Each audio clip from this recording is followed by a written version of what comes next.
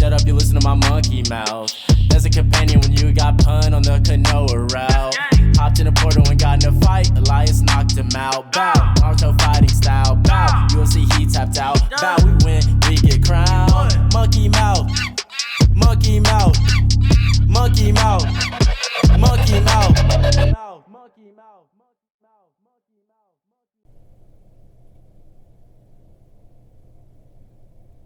Alrighty, everybody, welcome back to the Ones Who Woke Up podcast. This is Joshua. This is my guest, Dausharae Freeman. How y'all doing? So go ahead and introduce yourself to everybody. I've only met you. We're barely getting acquainted right now. So, you're obviously doing comedy right now, right? Yeah, my name is Dausharae Freeman. I'm a stand-up comic based here in Austin, but I also travel. I go where the money goes. Yeah, it makes perfect sense. And so, how long have you been doing that? So I've been doing comedy for 3 years. It'll be 4 this October. These last few months, I kind of drew back a little bit, just, personal life issues to slow you down, but I haven't stopped. The Chinese say to never be afraid of slow growth, only be afraid of no growth. Period. As long as I feel like in life we come into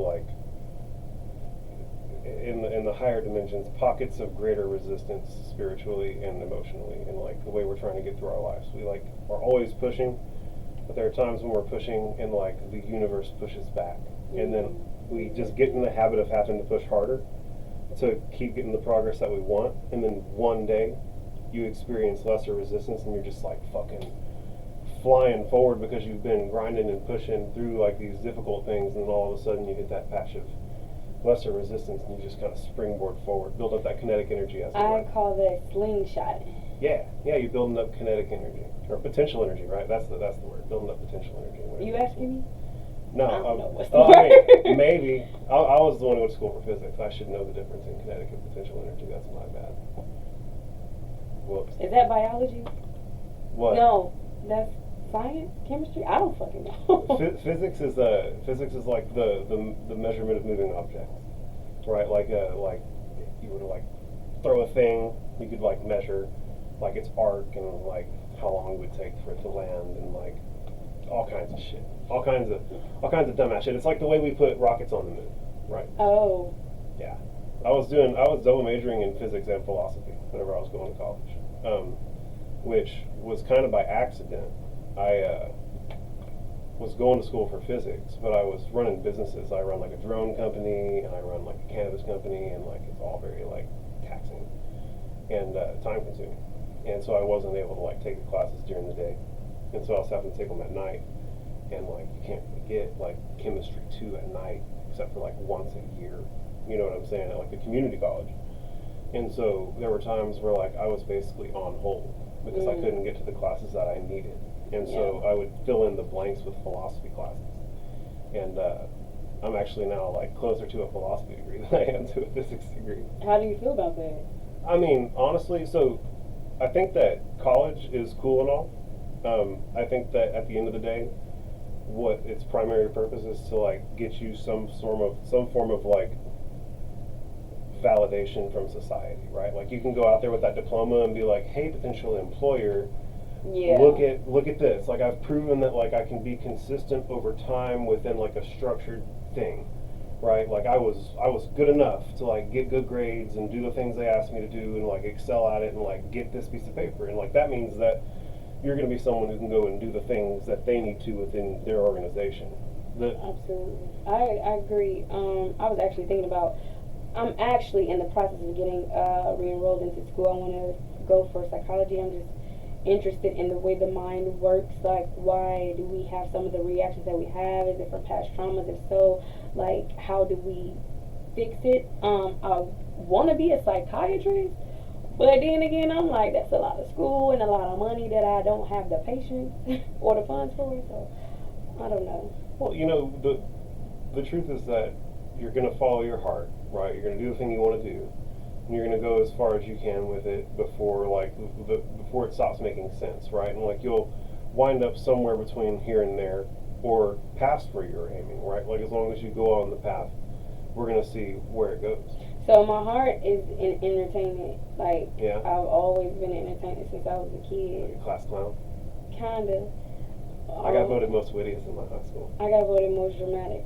That's outstanding. That is That's an accomplishment like no other. that really is. That's, how many people did you graduate with? I don't know. Like 500? Probably a little bit over that, but So the school I went to, they were including staff and everybody, 500 students, and that was pre-K through high school. Yeah, I graduated with a class of 40 people. oh shoot. It was fucking weird. Were you in like a small town? Yeah, I went to school in Granger, Texas, a town of like 1,200 people. Was it any black people? Yeah.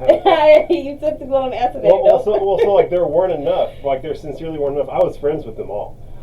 That's what every racist white person says. Well, so what I'm trying to interlude into is that I was always like I didn't really fit in with like the jocks or like the whoever. So I was like the kid that got along with everybody. yeah, I was kind of like the floater who would like bridge the gap. Like if someone was throwing a party over here, I could get like members X, Y, and Z of units 1, 2, and 3 together and like create like unique little pairings where like we could all go have like real good fun times with like unique groups of people. It was a lot of fun. I had fun with it, but you know, granted, you just make the best with what you have. Like fucking graduating with 40 people. Do you miss high school? Fuck Do you no. miss being a kid? I'm a kid. I am a kid. No, I mean like the grown-up responsibilities that we have. Do you miss not having? Well, I don't know your personal life. I don't know if you've like always been on your own or anything like that. Yeah. But I was definitely a child, like in the traditional measurable sense at one point, yeah. And so yeah, I get what you're saying. I'm just tired of being an adult. Yeah. So take like 5 tabs of LSD on a Saturday, and like I have tried LSD, and the person that I tried it with, like they were sus. they had a really bad trip. I had a decent trip. Oh no. And it's so crazy because this is my first time ever trying. I think this is when I first moved to Austin. I was checking out. So proud of my city for like getting. I know, right? Introducing me to LSD. Go Austin. The first time I did it, when I first moved to Austin, it was with a guy from the military guy, white boy. He was real cool. So like we ended up, I guess we was downtown 6th Street. We ended up going back to his hotel. He was like, yo, I got this, let's try it. So I'm like, cool, okay. So we did it, and we ended up fully clothed, our clothes on, our shoes and everything that we that we went out with on. We came back in, and we were sitting in the shower with our clothes on, just sitting at the bottom of the shower, just talking for like hours. And the only reason I knew we had been in sitting at the bottom of the shower, fully clothed for hours, is because the water started to get really cold. Oh, like y'all ran out the hot water here? We ran out the hot water, and I'm like, I am freezing, and I look down and I'm in, my clothes are drenched. Did you at least like get your phone out of your pocket? I don't even remember where my phone was. Well, fuck your phone when you're tripping. It's just like I'm just like curious if y'all were just like in like full everything, like phones in your pockets, wallets still. I don't. Like, I think I had a purse. I don't think I had. We're my getting phone in the my water. pocket. But I really appreciated that experience because the photos that were in the bathroom and in the hallways like were photos of nature, flowers, and they were just like, it felt like, I remember looking at the picture, it felt like I was sitting in the middle of that field, and I could feel, maybe it's because I was wet and clothes, but it felt like I could feel the wind as the flowers and the grass was blowing. I felt like I was literally sitting Indian style in the middle of that field, and I was just That's like, beautiful. It was very beautiful. And he, on the other hand, he's doing this, like walking back and forth, looking in the mirror. And I'm like, dude, like, chill the fuck out, like, chill out. And he was saying that he do it often. So I'm like, why am I not having the same experience? Well, you know, a guy with that much experience might, so first off, he's got a lot of experience with it, so he's going to, like, go in and toy with it when he's doing it. Whereas you're just, like, going in and experiencing it for what it is as it happens. And, like, if that was, like, your first real experience, like, you didn't know what to expect. You're just like, it's just happening in front of you. I wasn't panicked about it either, though. No, well, it was chill. Like you had a good trip. That's what most people go through. Like bad trips are like out in the twilight zone. It doesn't really happen as often as people. You hear about it and they're scary, but like it doesn't really happen that often. As long as you have someone around who's like solid and knows what they're doing, then like they can talk you through it pretty effectively. Like it's really chill whenever like you have good people around. And another thing is that military guy might have been packing around some PTSD and like having some shit, and like that shit pops up. Like you're gonna have to take like a real hard look in the psychological mirror if you like take enough of that shit. Like it's gonna like be like, look at you. And if you like are having trouble, then like you're gonna have to deal with that shit, and like that's where bad trips happen. That's kind of how it is with shrooms. Like I tried similar. shrooms for the first time, maybe last month. I think it was last month, and I microdosed, only because the person that gave it to me was like, "Yo, you never did it before, so just understand that it can get pretty like intense." Take it a little easy. Yeah. So I was like microdosing. I'm like, okay, it's not doing that thing. But when it finally hit, it took me on its journey to where I was like, yo, this is what I could do better here. This is where I'm messing up here. And then I started to feel really guilty about some of the actions or some of the, in previous situations. And like that day after that, I just kind of started being a little bit more mindful about how I respond to things and how I react to things. But that was my intention going into doing it anyway. Beautiful. So, I don't know. I guess that helped. Yeah, well, I mean, they're incredibly beneficial forms of medicine. Like, period. Like, psychedelics are good for you. Is that why they're illegal? I think that they just scared the shit out of people back in the day. I think that that's the real thing. I think that there was like an overreaction to like the existence of bad trips.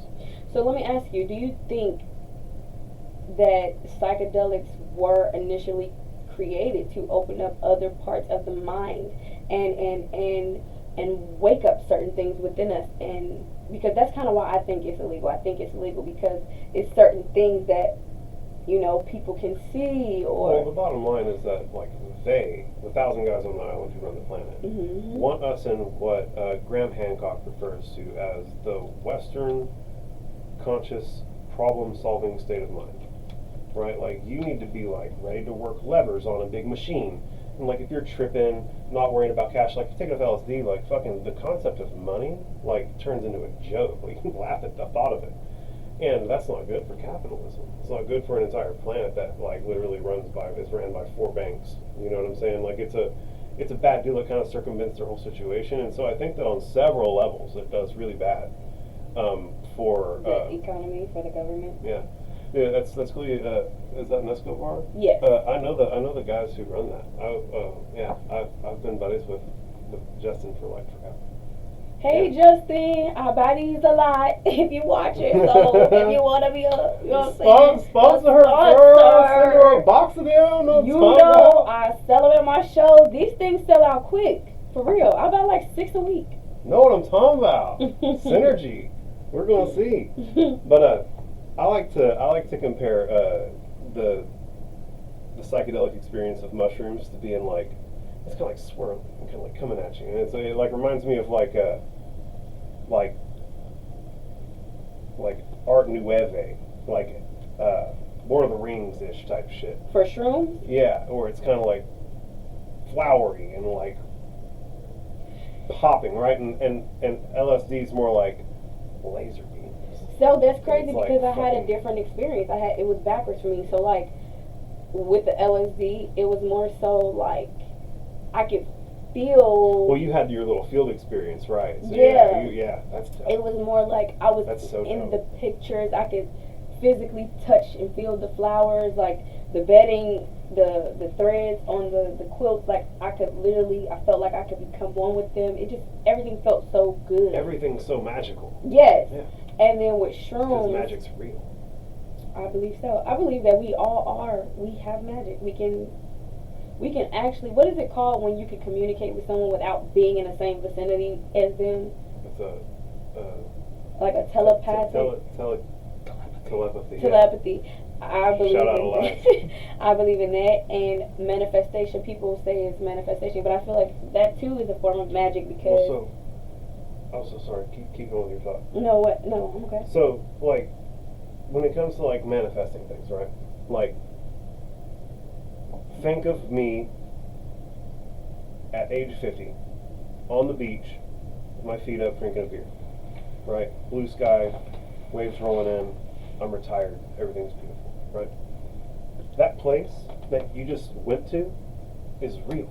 Mm-hmm. Like, if the universe is infinite, then there is nothing that can enter your mind's eye that doesn't exist somewhere right now. That's why I have to be careful with my fears. I have a lot of fears. And I do feel like if you dwell on them a lot, you can manifest them. But I feel like that too is magic. I don't know. It's weird. The way that I think about life and the way that I think about things, I don't necessarily know how to articulate them to where people can understand. Sometimes I wish I just had like a... Aristotle said that the simplest truths are the most difficult to communicate. Yeah, like that. And that What's like, his name? Aristotle? Aristotle. Aristotle? Yeah. Shout out to him. Is Yeah. he dead? Yeah, way dead. He's like thousands of years dead. Rest in peace. Yeah, I mean, homies. Yeah, if he ain't found peace yet, then fuck him. He's not gonna get it. His name is what again? Aristotle. Aristotle. Yeah. Aristotle. Yeah, he's a I'm gonna have to real look dope him philosopher. He's also like the guy who like created logic. Do he like now? Is he an author? Does he have books out Yeah. and stuff? Yeah. Are they like? Have you ever read the 48 Laws of Power, where it's kind of written in like the times where you can't really understand what the fuck they say? I haven't really read much of it. Okay. But it's okay. Like, you can tell me the point. I'm certain I can get it.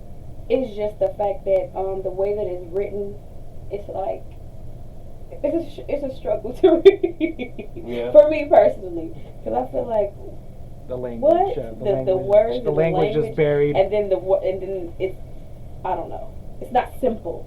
Yeah. Well, I mean, They need a 48 Laws of Power for dummies. I think that's beautiful. I'm gonna be the author. I'm gonna write it. Dude, that's great. Listen, I should start a publishing company. We'll get it in. Let's do it. But I want to get back to the subject of manifestation, because so whenever I did my big LSD trip, I like understood where, like, if you could imagine like where you are as a point and everywhere where you could ever possibly wind up in the future or the past, like being like conceivable, right? Like, and it would be like a big root system emanating out from where you're at. And imagine those roots being like single threads of light, okay? And so you're looking out and you want to get to where you want to go, right? Where do you want to go? What do you want to do in 20 years? Where do you want to be? What do you want to do? In 20 years, I want my daughter to be opening up for me at a show in front of 100,000 people.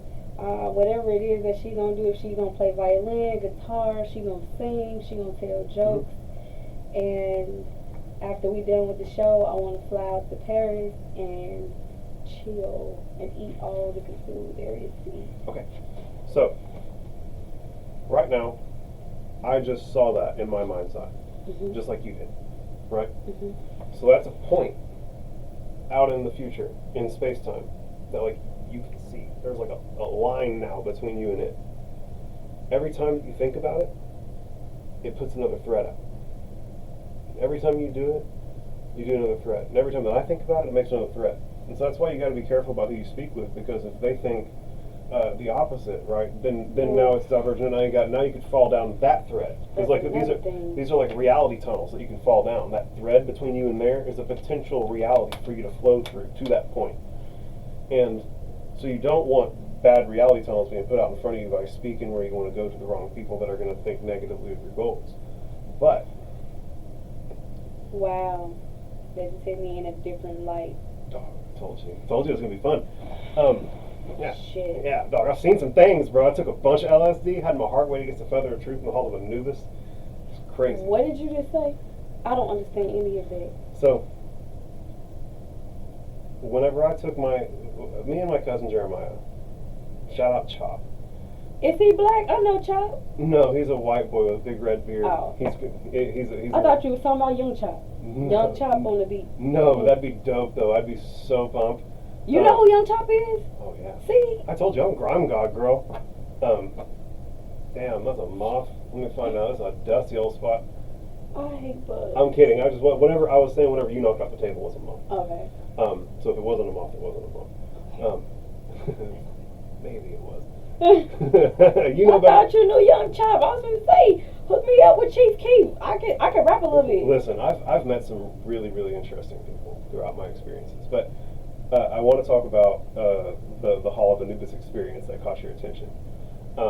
What is it called? The Hall of Anubis. Hall of Anubis? Yeah, so you know the humanoid figure from Egypt that has a dog face? Educate me. Well, his name's Anubis. And- Anubis. Yeah. And it's hall, like a hall of Anubis, Yeah. not hall of Yeah, Anubis. it's like his like fucking. He has a big room, A hall of Anubis. Okay, Yeah. gotcha. and they weigh your heart against the feather of truth there, and that's how they pass judgment in the afterlife. Yeah, and I had it happen to me. They physically weigh your heart. No, I mean it's like in like the way they see it, it would be like measurable and like a physical thing to them, right? But like it's like a big, huge fifth dimensional thing to us that's like outside And of our this ability to happened touch. when you were on LSD. Absolutely. Okay. Yeah. So I took way too much, and then an hour went in, and then I took way too much more, and I took way too much twice over. So did your heart, when you take too much, does your heart pound? Does your body, how does your body physically react for you to know, or is it just a mind thing? Well, so it definitely like you get like the like squiggly feels in your spine and like through your like leg. It's like your whole. It's like, you know, the whole like little electrical system that runs through your body. It's like someone's got a screwdriver and it's just like twisting it up here and making it all Isn't that go. like your neural system? Is Yeah, that your neurological system. Yeah, it's like someone's fucking just twisting your whole neurological system inside you, right? And the visuals come on organically, right? And one thing that kept like beaming into my head was that like this can happen without these drugs. Like you can meditate and find this state of mind if you really want to. And that's true. I have a good friend who is definitely who's into medicine. Oh yeah, I know this. Yeah. Yeah, Okay. so see, he's got the scale. He's weighing someone's heart against a feather of truth right there. See, it's a heart and a feather. Oh wow. Yeah, dog. Shit's fucking real.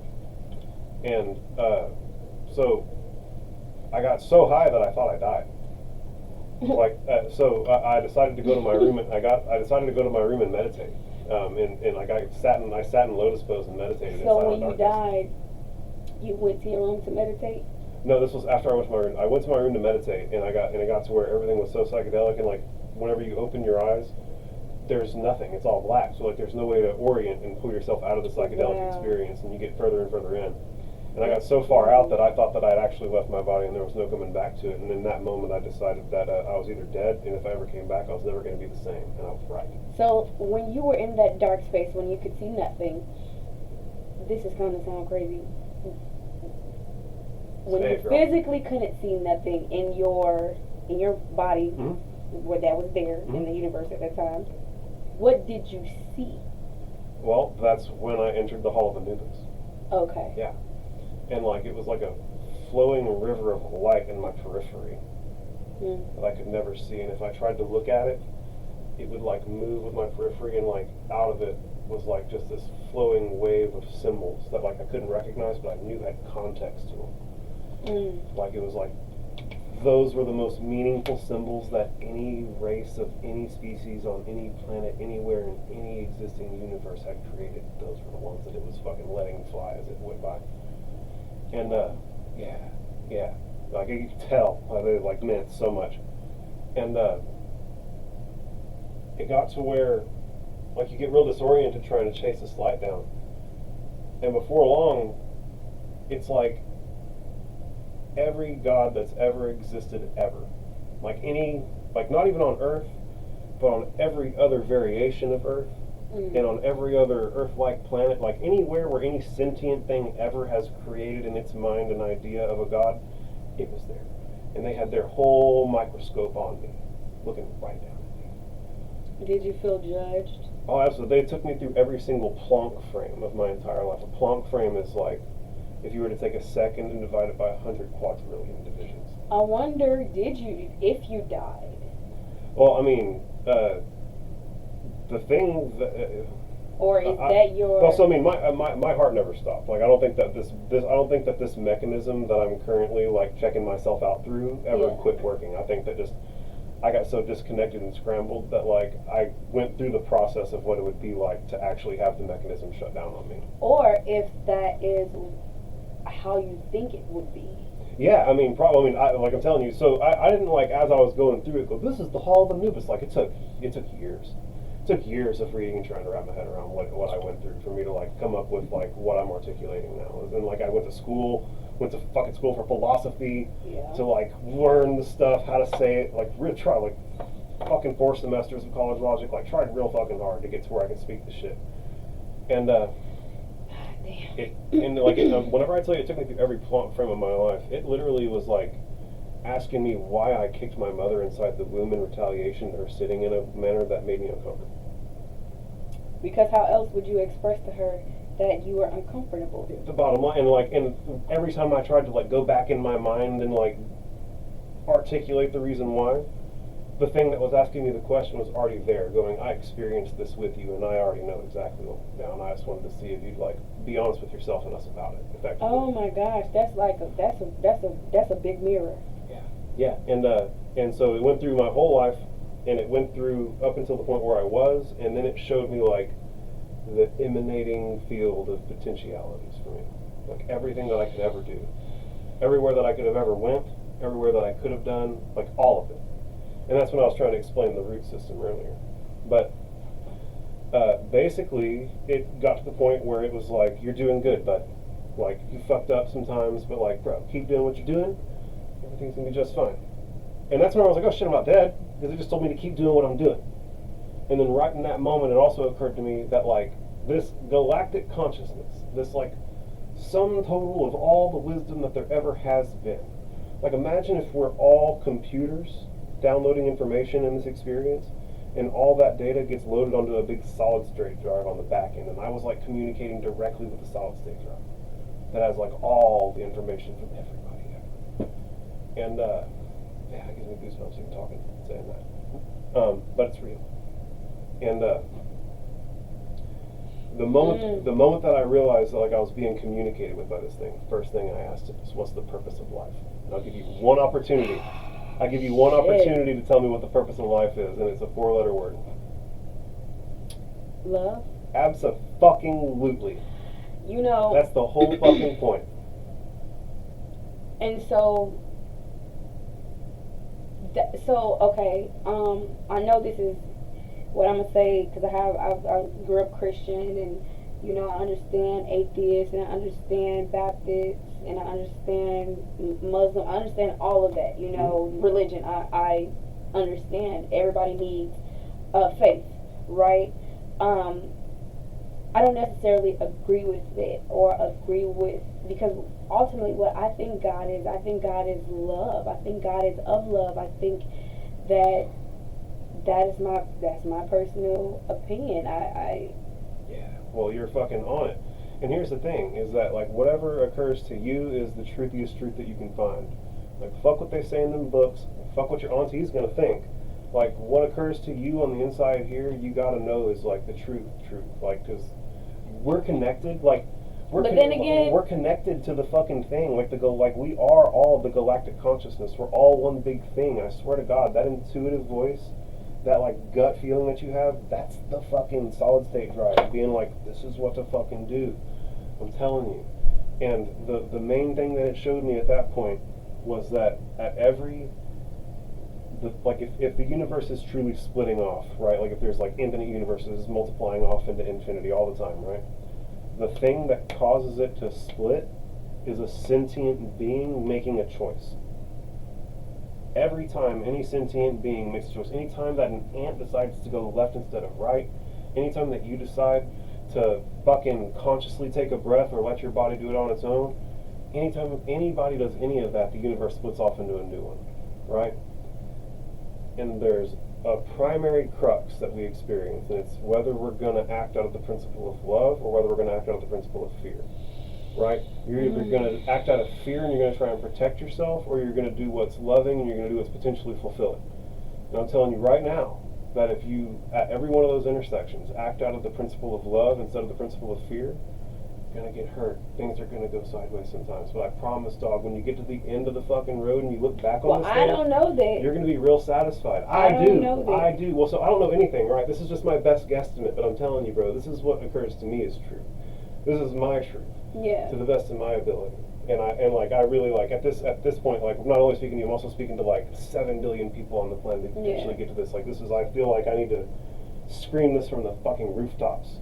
Yeah. And this is my fucking rooftop here, man. Like, this is where, like, I'm telling you, bro. Like, if we can get people acting out of love and understanding that we're all one big organism sharing this, like, neato But divine that's experience so hard together. to change generations of embedded hate, not only with racism, but with even within the same communities. Like, you have some real fucked up people out there. Yeah. They're just and you don't know why or how.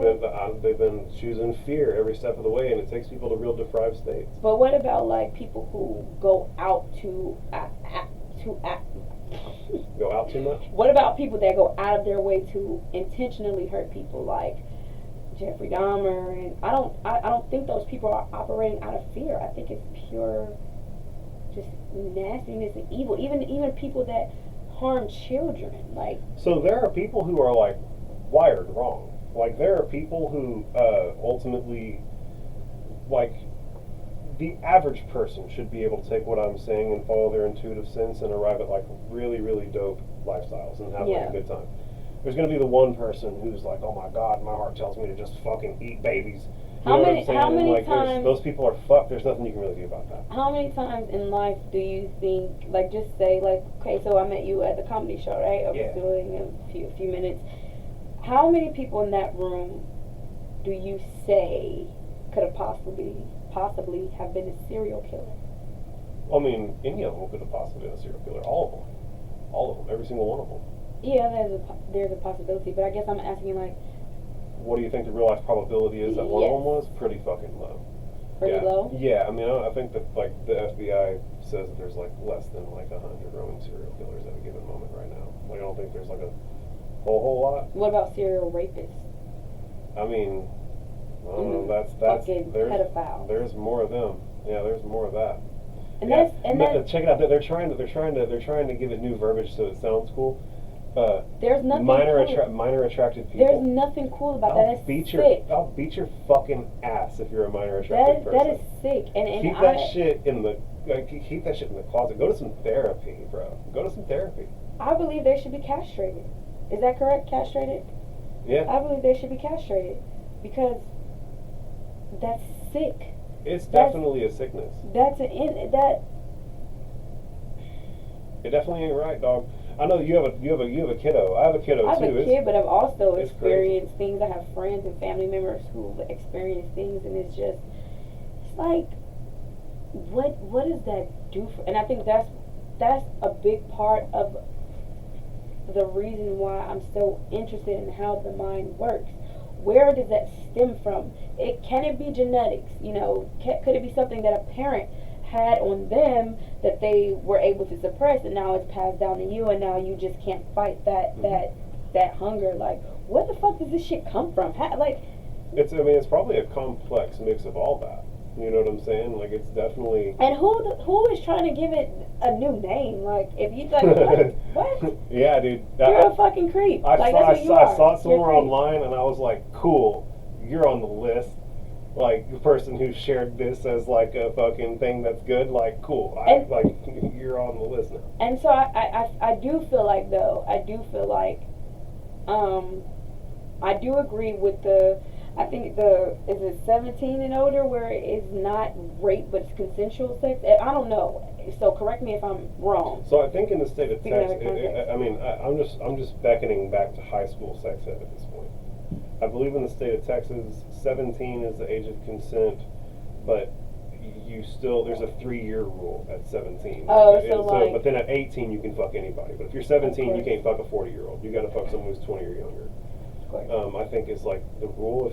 But like, bruh, it's been 14 years since I was in high school sex ed. So like, the laws might have changed since then. But like, here's my fucking thing: is if you're gonna go and like cradle rob and like nab some 16-year-old with a 30-some-odd-year-old man, like, unsportsmanlike. Elaborate. Unsportsmanlike. I don't like the fact that you use that term. It's unsportsmanlike, dude. Like, because at the end of the day, it's a game, right? Like, they refer to it as like the game, like you like. Okay. And so at the end of the day, like, you know, to play a game is to be a sportsman. An easy kill? Is that what you're saying? Yeah, I mean, I'm gonna tell you right now. Like, I'm gonna tell you right now, an 18-year-old girl is very easy to manipulate into getting into bed. And it's like a really nasty thing to do if you're like a grown ass man who like knows how getting pussy actually works. You know, and like I feel like 18 to 24, like those guys need to figure that shit out together. Yeah, you know, is that like fair enough? I definitely would say that all of it is fucking creepy, okay? But if you are of age, if you like me, I'm 27. If I decide to date a 50-year-old man, a 70-year-old man, I don't feel like that should be a problem. I am an adult. Yeah, you're like a real adult. Like you've actually like completely formed as an adult. Right? I have pushed a child out that I raised on my own. You know what I mean? Like yeah, you're like in like the like elite category of like of autonomy. Like you can absolutely do whatever you want. Like, I'm almost there. But also like it's a matter of like you being intelligent enough and wise enough through your life experiences to not be like easily manipulated. Being manipulated is a thing. Being manipulated is a thing. I have been. But if someone walked up to you and just like tried to be like, "Girl, you're so pretty. I want to fuck you tonight," and like you would just like fall into some like greasy, nasty. Well, an 18-year-old girl might. You know what I'm saying? It's the first time she's been told she's fucking pretty. You know what I'm saying? Like, girl, like it's like it gets attention from an older person also feels good by any stretch. If you're a younger man or a younger woman, if attention, that's what's sick. That's what the prey is. You're right. You know. I just feel like predators and child predators, kids, babies. You got people that's out here looking at 5-year-old kids, newborn babies. Y'all, that shit. That's sick. That's a sickness. That's a sickness. It really gets to me. But when you it shouldn't make your dick tingle. Like if you look at a 5-year-old and it makes your dick or clit tingle, like you're fucked. Like you have something so chemically wrong that like I don't even know how to like empathize with that. Like I actually don't know how to empathize with it. Like I like to think there should be no empathy there. Well, it's like I like to love everybody unconditionally, right? But like that's some like, wow, how are you doing that? Like how? I don't understand how. I don't understand how. And then it's like you're a fool. You're an adult. Like you're a big old part. And these little people that's just so innocent is just, they don't know, you know, they don't understand, and you hurt them, in ways that they can't understand. In the ways that it is going to take years and years and years for them to recover from. That's not fair. No, it's not. I don't know. But this just got real deep real quick. Well, that's what happens when you fucking hop on the One Suopo podcast, and we fucking got on the subject of fucking pedophilia and child predators. Sexual predators, dog, they're gross. And if I was the president of the United States, or in the group with the founding fathers, I would castrate you bitches. All of you. So here's my political move. Guillotine 2024. I'm listening. I go out and I build guillotines, and I put them in front of billionaires' houses and politicians' houses. Like what are guillotines? The big slicey blade they chop people's heads off with. Like they set you down in it, and then they pull a lever and it fucking drops. So you taking it back to Salem witchcraft? Yeah, but I think like French Revolution is like where you would find that. They were like guillotining all the like oligarchs back in the day. And that's what I want to do again. And so here's my thing. Here's where my fucking corrupted capitalist brain comes in. Is for every single one of those people that we use the guillotine on, I get 3% of that person's net worth. You know, I can't argue with that. But what if they're not worth shit? I mean, that's cool. Yeah, but I mean, I'm only putting guillotines up in front of billionaires' houses. Like it's like. So only the billionaires get their heads chopped? It's like there's 1,000 guys on an island who run the planet. I want to put guillotines in front of their houses. I don't want to put guillotines in front of y'all houses. I'm speaking for me. Y'all see this? I just want a contract. Maybe we could be partners or something. Y'all could sponsor me. Let me do a comedy show at one of y'all events. But God, you tell me when you're doing that. I swear to God, I'll come work security for you. Just to chop their heads off. I'm such a fucking gorilla. Oh my God. The thought of even being in the room with those guys makes me fucking chimp out. Oh my God. They grind your gears? Yeah. Yeah, The rich get richer, man. They're nasty fellers. Yes. But Agreed. once I was an ankylosaur. Okay, what is that? An ankylosaur is like You look at ankles, take a breaking ankles, my dude. broken ankles. You fixed them? No, I That's break a them. doctor. But You hired. an ankylosaur is like, think like a dinosaur version of an armadillo. Like just big rock plate dinosaur with like a rock tail. And you just hit ankles. Pow, pow. Did you actually have a tool where you hit people in their ankles? With my tail. It was an ankylosaur. I had the tail. In your previous life? Yeah. Okay. Yeah. I'm on the same page now. Yeah. So I smoke lots of weed, and so I get very little REM sleep, which means that I very rarely dream. Yeah. But so That's so crazy. Finish your thought because I want to speak on that if that's okay. so when I dream, they stick out really vividly, Mhm. like really, really vividly, because I rarely have them. So it's like, wow, I had a dream, Mhm. and I was this like prehistoric armadillo fucking dinosaur with like a rock tail, and it was the dry season, and I was dying of thirst, like actually dying of thirst, like I was going to die if I didn't go get some water.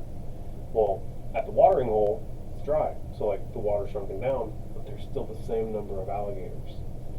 Okay, and so now there's a greater number of alligators per unit of drinkable water, which makes it significantly more dangerous to go get the water. Plus, also, the like mud path between you and the water is full of crocodiles that could fucking grab you and like get you in the mud and suffocate you in like 30 seconds or less. And so I knew that it was like really, really dangerous. And I basically pushed myself to the point where like I had to go. Like it was either I was going to die of thirst or I was going to die of crocodile, whatever. So I brave it. I get out to the water's edge. I get through the mud. I'm looking for the crocodile. My life literally depends on it. I get to the water's edge. I look at the surface of the water. I'm like looking for like crocodile bumps anywhere. You know what I'm saying? Eyes, anything that I could do to like understand if it was a crocodile or not. And I take the drink of water, and it's literally the most satisfying drink of water that I think any living organism has ever had in any incarnation ever. Like, life-saving drink of water. And out of the corner of my eye, I see some movement in the tree line, and I look over, and it's two big, like, not tyrannosaurs, but like 65% of a tyrannosaur. You know what I'm saying? The T-Rexes of the world, I don't know if there were T-Rexes present at the time, but like I know that like in the hierarchy there was like the biggest, baddest fucking dino lizard. And the biggest, baddest dino lizards didn't really hunt. They would just fucking walk up and like eat you and what you killed. Like they either walked up and you abandoned your kill, or you got eaten with it. So that's how the Tyrannosaurs made it. They were just like, ah, cool, I'm like watching y'all hunt. I see you got a big nice kill over there that's ours now. Have you ever thought about creating video games from your like experiences? I think that would be cool. People, what is it called? Twitch. Streamers. I'm getting old, man. Yeah. People Twitch a lot. But let me finish because we're coming up to the end of it. These dinosaurs had like the feathers of chicks, like chicklings, like baby birds, kind of stringy and kind of fuzzy, and they were the color of earth, like they rolled in the mud, and like those little fuzzies had picked up dirt and grass and stuff, so they were just like perfectly fucking camouflaged. And two of these motherfuckers burst out of the tree line and ambush me. And so I square up with them, and one of them comes around this way, and I hit him with my rock tail. And I feel like it hit, and I feel it break his leg. And it flops over on the ground, and like, that's a wrap for that dude. Like, he's gonna die right there. Like, the crocs and like the little like raptors and shit are gonna like scavenge him, and like, he's done for. Right as I feel like the triumph of victory, I feel the other one's jaws clench down on my head and twist around until I wake up in my bed. So they killed you at your sleep? Yeah, they just broke the fuck out of my neck. That was that. I woke up in my bedroom. That was my previous life as an ankle sore. That's how I went out. Interesting. Yeah. But what was your most recent dream that was interesting? No, I was gonna speak on Oh, go for REM it. dreaming. Because I had an experience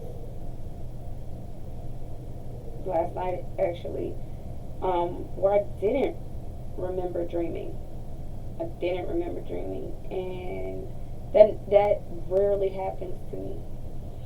You And dream so- like every night? Typically, I dream every night. Holy shit. Hmm. That's so crazy to me. It, How is it, man, it must suck if you like having a dope ass dream and you wake up and you're just like here in America and like things are like, man. no, it's more like that when you're incarcerated. When you in jail and you having a good ass dream and you wake up and you still in jail, you be like, God damn, still here. But when you wake up and you at home, it's different. It's like, okay, I wonder what that dream meant, or that dream gave me motivation, or Yeah. But I didn't dream last night, and like I said, that normally doesn't happen to me. It happens when I get in a space of anxiety. But I was looking it up and I was trying to figure out what happens, what causes that. But when I looked it up, it was talking about levels of something that starts with the A. I can't remember or pronounce it, but it's some levels having to do with your nervous system when they can't balance each other out or something like that. And I went into trying to figure out what causes those levels to be imbalanced or unbalanced, or where you can't have a dream. And I just thought it was ironic that you mentioned that, because that was something that I was looking up today. Bro, synergy. We're one big hive mind. I'm in your fucking brain. I think it's a great place to end the podcast, though. I had a really, really wonderful time. Thank you for having me. Yeah, why don't you shout out anything you want to shout out, right? The floor is Absolutely. yours. Y'all follow me on Instagram. My name is comedian Dausharae, but on Instagram it's at DAUSHARAE. Follow me for upcoming shows, funny content, interesting content, whatever. Like, just follow you, girl. All right, then, sleepers, I appreciate y'all checking it out. We'll catch you on the next one. I appreciate you so much for coming in. Yes, thank you for having me. Peace, guys. Monkey mouth, monkey mouth, monkey mouth, monkey mouth.